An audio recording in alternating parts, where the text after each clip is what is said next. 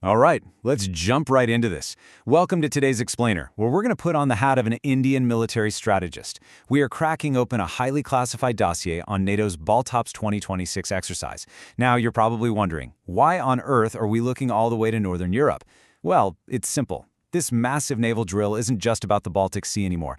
It has literally become the premier live laboratory for the future of warfare. By unpacking what went down there in June 2026, we can pull out some absolutely crucial maritime security lessons that apply directly to the strategic waters of the Indian Ocean. So, let's look past the surface and decode the future of naval combat together. Here's our mission outline for today. We're going to start with the Baltic War Laboratory, then look at the rise of autonomous fleets, followed by multi-domain operational integration. After that, we'll tackle securing critical undersea infrastructure, and finally, wrap up with the strategic lessons for India. So Section 1, the Baltic War Laboratory. 6,000. That is the staggering number of military personnel from 15 different NATO nations that converged for this exercise between June 4th and June 19th. Right off the bat, that number establishes the massive footprint and the sheer operational density of Baltops 2026. We are talking about a totally integrated, combined force. Warships, submarines, aircraft, special forces, all training together. You know, this isn't just a routine drill. It is high-level strategic signaling happening in a very high-threat environment. And the security geometry here has fundamentally shifted. With Sweden and Finland joining NATO, nearly the entire Baltic coastline is now alliance territory. It essentially turns the whole operational area, stretching all the way from Skagen in the west to the Gulf of Riga in the east, into a highly contested, heavily monitored strategic basin. But here's why this is highly consequential for Indian Ocean security partnerships. A fully secured Baltic actually frees up European naval assets. They can now partner more actively in the Indo-Pacific, which directly shifts the broader global maritime balance. But remember, this geography isn't just a body of water. It's a massive, dense web of critical infrastructure and choke points. We're looking at vital NATO supply routes, highly sensitive energy corridors, a really complex network of undersea internet cables, and of course, the strategically essential Swedish island of Gotland. For an Indian strategist, this dense concentration of maritime assets and commercial shipping lanes perfectly mirrors the highly strategic, and let's face it, highly vulnerable sea lanes of the Indian Ocean. Moving right along to Section 2, the rise of autonomous fleets. Now, this is where warfare is just fundamentally changing. The biggest takeaway from Baltops 2026 was the absolute explosion of autonomous warfare.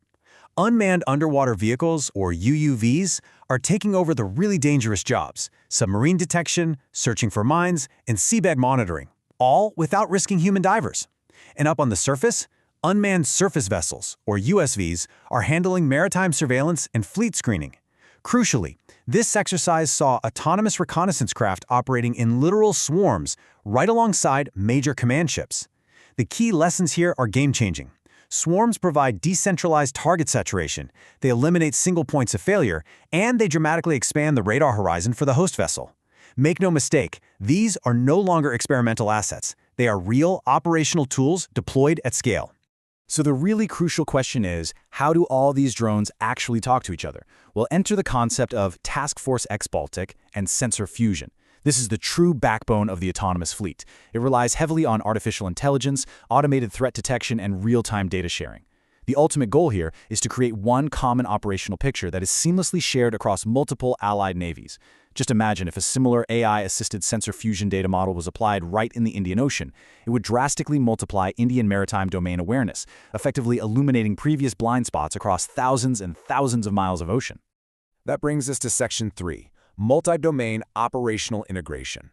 The only way to tie all this incredible technology together is through multi-domain operations. Naval forces like frigates and amphibious ships, air forces with patrol aircraft, and underwater assets mixing manned submarines with autonomous UUVs, they all must be coordinated perfectly. What made Baltops 2026 so historic is that it operated under a full NATO command and control structure for the very first time. They essentially took all these separate, complex domains and forced them to operate as a single, unified nervous system.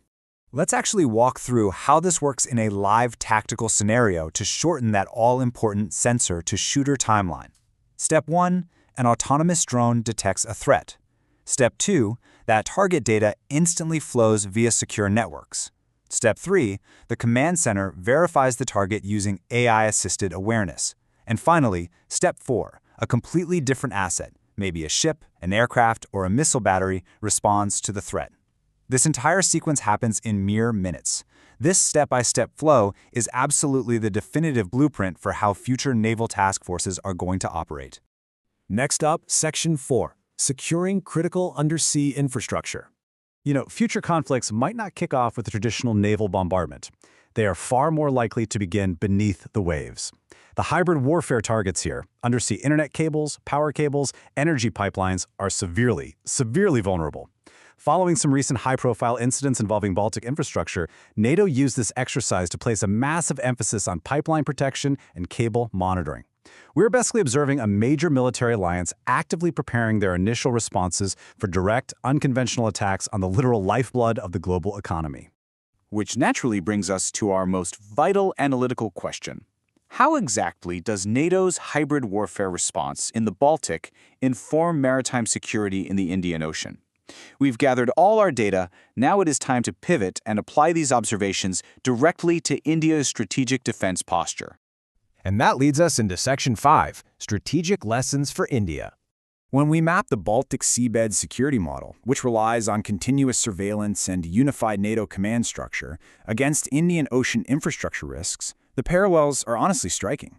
India has massive vulnerabilities of its own. We're talking about extensive undersea internet cables connecting the subcontinent to the globe, incredibly vital offshore energy assets, and highly strategic sea lanes.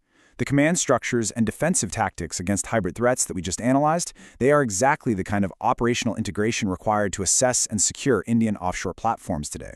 So based on this Baltic War laboratory, here is the strategic roadmap for Indian adaptation. First, the Indian Navy absolutely must rapidly expand the deployment of both surface and underwater autonomous drones. Second, continuous AI-enabled seabed surveillance is no longer a luxury, it is strictly essential. And finally, the ultimate defense against these unconventional threats is structural.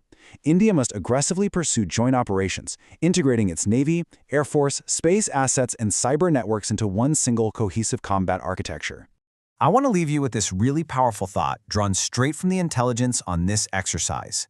Quote, future conflicts may be decided not by the largest fleet, but by the force that can connect sensors, shooters, commanders, and autonomous systems into a single, seamless battlefield network. Think about that for a second as you look at the future of the Indian Ocean. Is the size of a navy still its greatest strength, or will the most deeply networked, technologically integrated force claim the ultimate strategic advantage? Thank you for joining me for this explainer, and keep your eyes on the horizon.